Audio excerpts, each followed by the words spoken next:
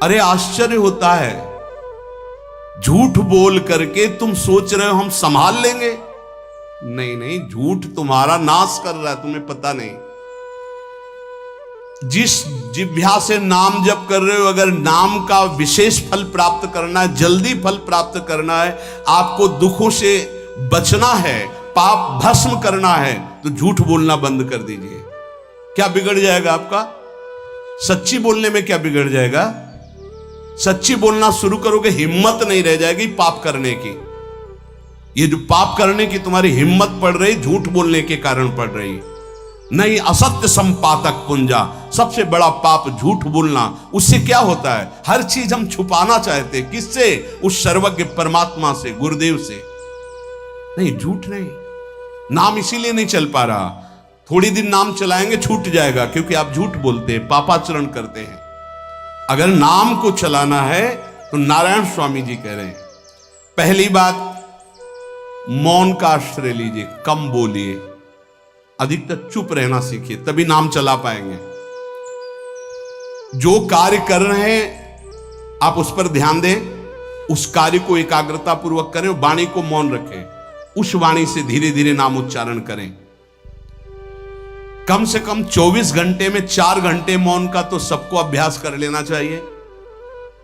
24 घंटे में 4 घंटे मौन का। तो ऐसे ऐसे बुद्धिमान हो कहेंगे हम 6 घंटे मौन रहते हैं। कब? बोले जब सोते हैं तब। आप 4 घंटे कह रहे, हम 6 घंटे मौन रहते हैं।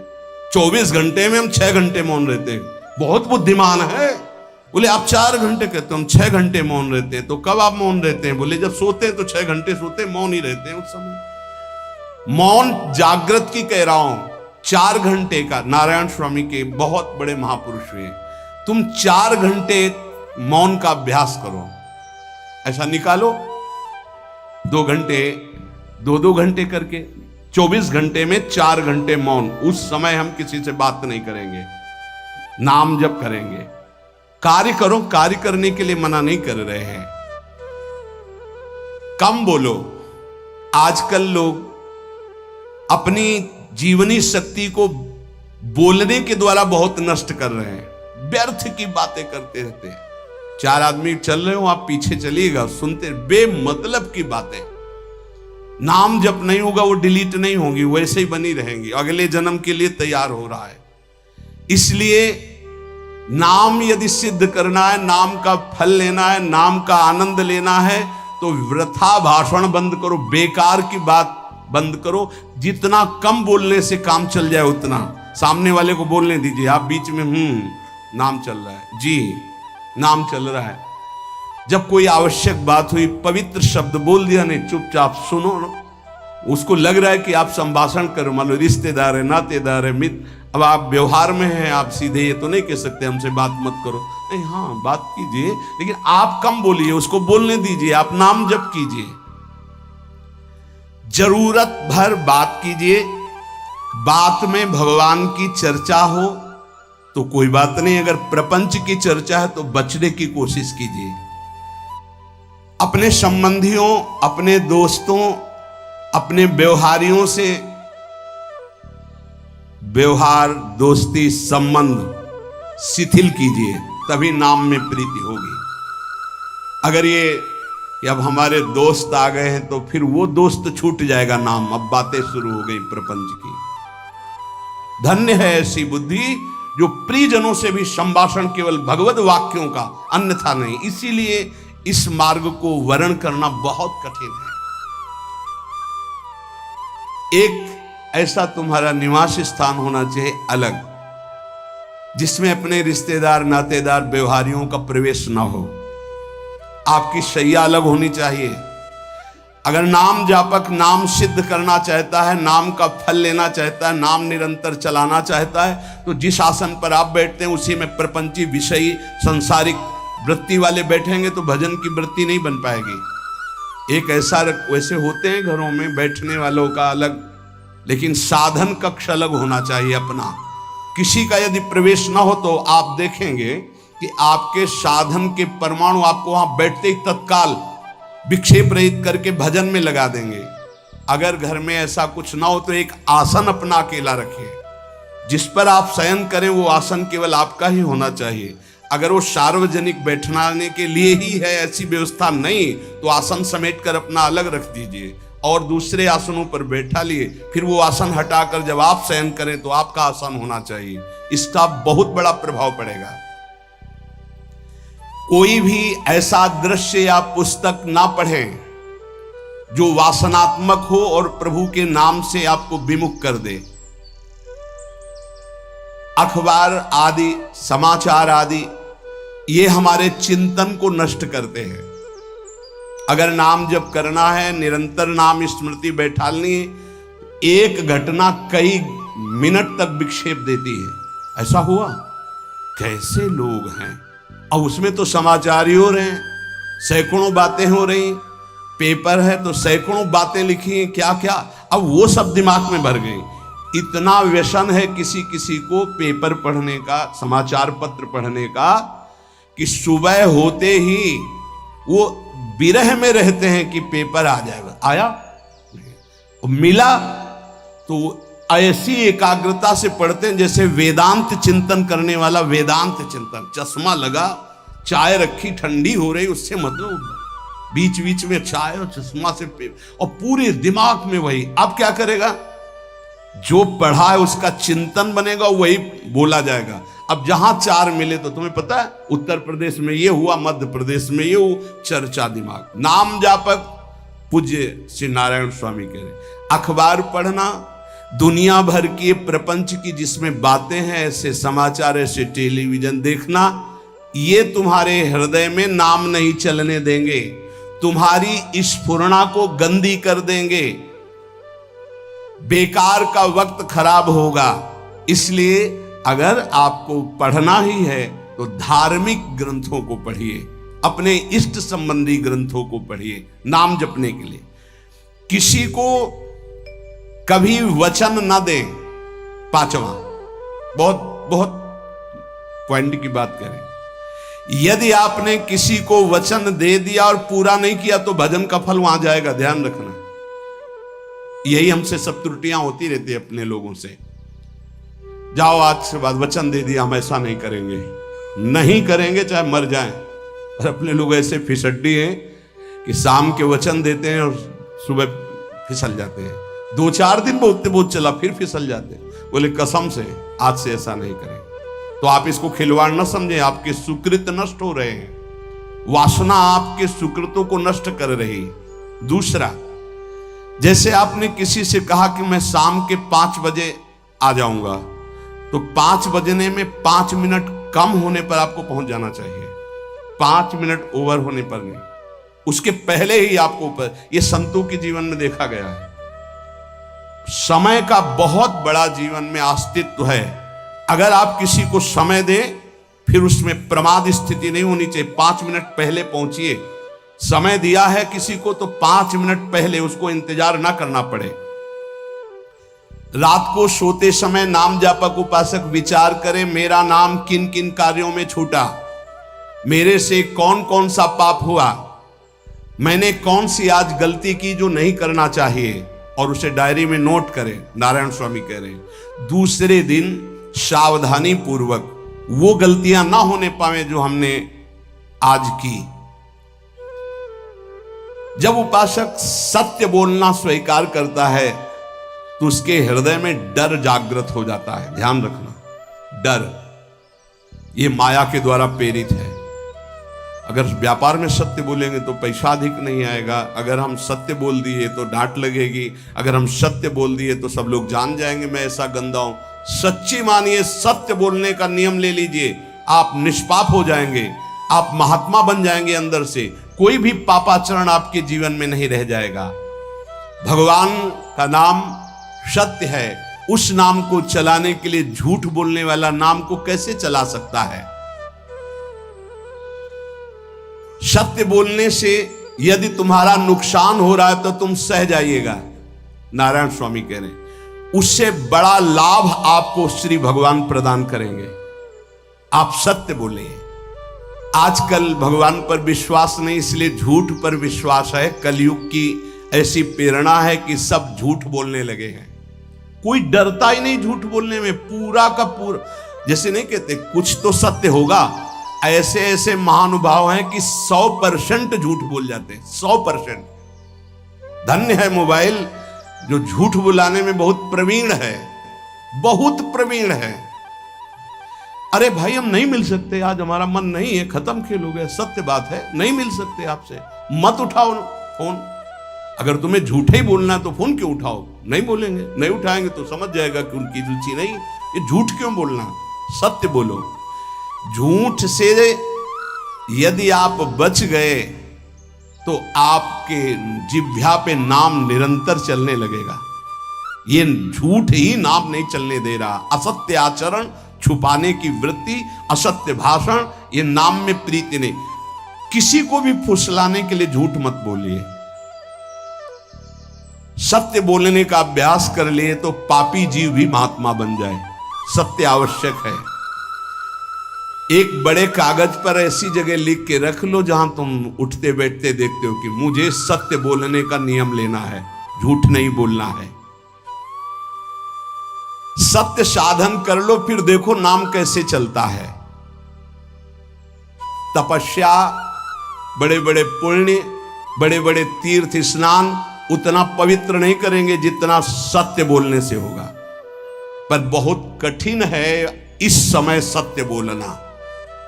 मतलब बात बात पे असत्य का ही वर्ताव हो रहा है, असत्य का अच्छा, ये कोई संसारी आदमी में नहीं, कुछ ऐसे होंगे जो सत्य की वार्ता करते नहीं। प्रायः क्या जाता है, झूठ बोलने में बोल दिया और सामने वाला राजी हो गया, हम निकल गए। लेकिन सत्य ना होने के कारण आप में सत्य आचरण, सत्य स्वरूप भगवान का नाम, भगवान को कहा गया सत्य नारायण, वो नाम नहीं चलेगा। भजन करने का पहला साधन है सत्य बोलना, जबान से सत्य बोला जाए। और भजन की संख्या प्रारंभ में जरूर लेनी चाहिए। यदि 10 माला का नियम लिया, 20 माला का नियम लिया, तो उसे निर्वाह करो। जैसे यहां शरणागति मंत्र मिलता है तो 11 माला प्रारंभ में दी जाती कि आपको करना ही है, ज्यादा हो जाए वो ठीक, 11 से कम वो कभी जीवन में नहीं। अपने जीवन में गुरु आज्ञा 11 माला तो करनी है, हर समय करना है। पर ये मन थोड़े दिन तो नियम में चलेगा, इसके बाद छोड़ देगा। दीक्षा तब लेनी चाहिए जब गुरु आज्ञा पे चलने की हिम्मत हो, नहीं तो ऐसे ही नाम जपो करो। जब नियम मिल गया 11 माला तो चाहे प्राण निकल जाए, हमको 11 माला पूरे करने, प्राण निकलने तक गुरु आज्ञा का पालन करना है। यदि आप नाम जप अधिक मात्रा में नहीं करेंगे तो जो आपको नाम मिला है उसका फल आपको अनुभव में नहीं आएगा। क्यों? क्योंकि नाम का हिस्सेदारी होती, भजन की हिस्सेदारी होती। जैसे किसी ने प्रणाम किया, वो भजन लिया। गृहस्थी को इसीलिए मना किया कि रास्ते में परिक्रमा मार्ग में हलवा पूड़ी ये सब बट रहा है, हाथ मत फैलाओ। वो दान कर रहा है, सुकृत कर रहा है, और कोई दूसरे ले विरक्त आदि। आप अपने भूख मिटाने के लिए 4 रुपया के चना लेके भले पालो, लेकिन दूसरे के द्वारा दिया हुआ हलवा मत पाओ। यहां धाम आए हो, भगवत कमाई करने आए हो, यहां नाम जप करो, कष्ट सहकर परिक्रमा दो। हो सके 4 रुपए की वस्तु लेकर के आप पशु पक्षियों को पवा दो, किसी एक का पेट भर, तुम मत पाओ दूसरे का। तुम चाहो तो उपवास कर सकते हो या प्राण पोषण के लिए रूखा सूखा थोड़ा खा लो। ये दूसरे के आराम से धाम में हम आए 2-4 दिन खूब खाए पिए नहीं, भागीदारी हो जाएगी तुम्हारे पुण्यों की। वहां ऐसे फ्री नहीं है कुछ। भजन का भागीदार राजा भी होता है, जिसके राज्य में रह रहे हैं। जो अन्न देता है वो भजन का, जो वस्त्र देता है वो भजन। इसीलिए गृहस्थ को कहीं कुछ भी स्वीकार नहीं करना चाहिए, ये बहुत ध्यान रखिए। अगर आप कहीं तीर्थ साधु आश्रम कहीं जाते हैं, कोशिश कीजिए कि किसी से सेवा ना ले, और अगर सेवा ले तो उसके अनुसार फिर अर्थ दे दे। अगर आपने वहां भोजन पाया, पानी पाया, तो उसके अनुसार सोच ले कि अगर हम इतना खरीदते तो कितने का मिलता, वो दे दिया तो आपका भजन बच गया। कभी आपको कोई प्रणाम नमस्कार करे, तत्काल बराबर प्रणाम करो। किसी को अपना भजन का हिस्सेदारी नहीं, सबका मंगल हो। ये भजन जितना बढ़ेगा तो आपको भगवदाकार कर देगा। दिन रात 24 घंटे में 21,600 श्वास चलती है। 21,600 श्वास में 6 घंटा तो सोने के चले जाते, उसमें तो चेतना नहीं रहती। अब हमको अगर 21,600 नाम हमको जपने को मिल जाए तो हमारी हर श्वास सार्थक हो जाए। जो हम 5-6 घंटा सोते हैं उसमें जिनका अभ्यास है तो बात अलग है, नहीं तो वो व्यर्थ जाती हैं। तो हमें एक श्वास में कई नाम जपने का अभ्यास करना चाहिए, जिससे 200 माला फेरने पर ये 21,600 श्वासों की गणना पूरी होती है। अगर हम 200 माला का नियम ले तो इतना हो सकता है। तो हमें लगता है अगर हर समय माला नहीं ले सकते तो श्वास वाली माला बहुत अच्छी रहती है। श्वास में 4 बार खींचो, 4 बार नाम लेते हुए छोड़ो। दूसरा साधन, एक छोटी माला ले ले, जो आजकल तो काउंटर चला है। काउंटर में ज्यादा सुविधा संसार के क्रियाओं में रहने वालों को होती कि किया अपनी जेब में डाल लिया। तीसरा साधन वो बहुत कठिन है, मन की वृत्ति से नाम जप करना। माला, श्वास और मन की वृत्ति, उसमें श्वास की भी गणना का ध्यान नहीं रहता, उसमें केवल चिंतन होता है, चल रहा है। पर ये आखिरी स्थिति होती, इसी के बाद वो परिपक्व अवस्था होता है। जिह्वा से धीरे धीरे नाम उच्चारण करते हुए ये पहला अभ्यास है। प्रारंभिक को एकदम मानसिक में नहीं पहुंचने की चेष्टा करनी चाहिए, 2-4 नाम के बाद मन प्रपंच में फंसा देगा। दूसरा अभ्यास कंठ से में, जैसे हम जिह्वा से राधा वल्लभ सिंह, राधा वल्लभ सिंह, राधा वल्लभ सिंह, इसे वाचिक जप कहते हैं। मंत्र नहीं होगा, ऐसे नाम होगा। फिर उपांश ऐसे, फिर कंठ से चलता है, फिर हृदय से चलने लगता है, फिर नाभि से चलता है। जिसका नाभि से चलने लगता है उसका परावाणी के द्वारा भजन, वो सिद्ध पुरुष कहा जाता है। 4 वाणी, परा, पश्यंती, मध्यमा, वैखरी। वैखरी जो बोल रहे हैं, जो कंठ से, फिर हृदय से पश्यंती, परा नाभि से, मूलाधार केंद्र से लेकर के संपूर्ण ब्रह्मांड में इसमें नाम गूंज रहा है, वो सिद्ध पुरुष का होता है। पहला अभ्यास जिह्वा हिला करके शुरू करें, राधा राधा राधा राधा। फिर कंठ से, कभी हमारे सदगुरुदेव भगवान को देखना, अगर कोई आ गया और बातचीत का हुआ तो यहां से तत्काल चलता दिखाई देता है ना, कंठ ऐसे ऐसे हिलने लगता है कंठ। अगर शांत बैठे तो फिर नहीं दिखाई दे। अगर कोई है आसपास तो इतनी तीव्रता लगन होती कि कहीं छूट ना जाए नाम। कंठ से विशिष्ट अभ्यासी का, फिर हृदय से परिपक्व अभ्यासी का, और नाभि से सिद्ध महापुरुष का, परावाणी से चलता है।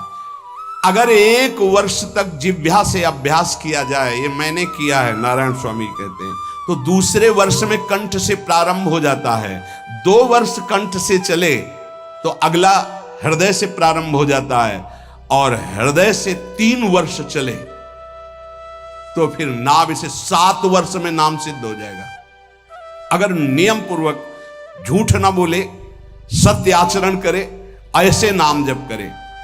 हम ये कहते हैं कि चलो थोड़ा धीमे ही सही, पर 12 वर्ष में तो आपको सिद्ध हो जाना चाहिए। 12 वर्ष, यहां बोले 30 वर्ष के, 50 वर्ष हो गए साधन करते हो, ज्यों कहते हो कोई परिवर्तन नहीं। इसका मतलब अंदर से नाम नहीं चलाया जा रहा, नाम में रुचि नहीं। 12 वर्ष में तो भगवत साक्षात्कार करके जागृत स्वप्न सुषुप्ति अवस्था पर विजय प्राप्त कर लेता है साधक। ऐसा ही स्वामी जी ने किया। नारायण नारायण नारायण नारायण नारायण, ऐसी सिद्धावस्था हो गई थी। एक टाट की लंगोटी, एक रस्सी कमर में, बस। बड़े ही उच्च कोट और बहुत बड़े अरब खरबपति घर के बालक थे। सारी सिद्धियां उसके पैरों में लौटने लगती हैं, जिसका नाभि से भजन प्रारंभ हो जाता है, परावाणी से। अजपा जाप उसे ही कहते हैं जो नाभि से होता है। अजपा जाप करने वाले उपासक में जो अजपा जाप करने की चाह रखते हैं, पहला भोजन पर ध्यान दे, सात्विक भोजन, पवित्र भोजन। भाई नाम का स्वाद नहीं मिला तो कुछ लोग जो है बहुत प्रसन्न होते हैं जब सांसारिक पदार्थ आता है। बड़ी कृपा श्री ठाकुर जी की रही है कि इस विषय पर जो है बहुत परिपक्व किया है। रोटी नहीं मिली, ये रबड़ी रसगुल्ला की तो बात जाने दो। गंगा का किनारा, गांव में जाना नहीं, जो आकाश वृत्ति से वो आ जाए वही। आप लोगों को तो रोटी तो मिल रही है। पहला नाम सिद्ध करने के लिए भोजन सात्विक और थोड़ा, अगर एक समय पाके निर्वाह कर लो तो अच्छा, नहीं तो 2 समय, 3 समय पाने का तो अधिकार ही नहीं साधक को। भगवान की बड़ी कृपा है, जब भूख थी तब था नहीं, और जब है तो भोजन नहीं पा सकते। वो बड़ा लीला बिहारी है। जब भूख थी तब भोजन नहीं, और जब भोजन है तो नियम कानून इसके लग गए हैं, ये इतना इतना। दूसरा, पहला भोजन पर पवित्र। देखो नाम जप के लिए बहुत आवश्यक है। यही जीवन है कि अगर आप नाम जप करने लगे तो हमारा बोलना, हमारा जीना सार्थक हो जाएगा। अगर नाम जप आपको करना है तो पवित्र भोजन होना चाहिए। 2 टाइम भोजन पाना है तो थोड़ा थोड़ा पाओ, पेट ना भरने पाए, ऐसा ना लगने की वजन बढ़ गया है।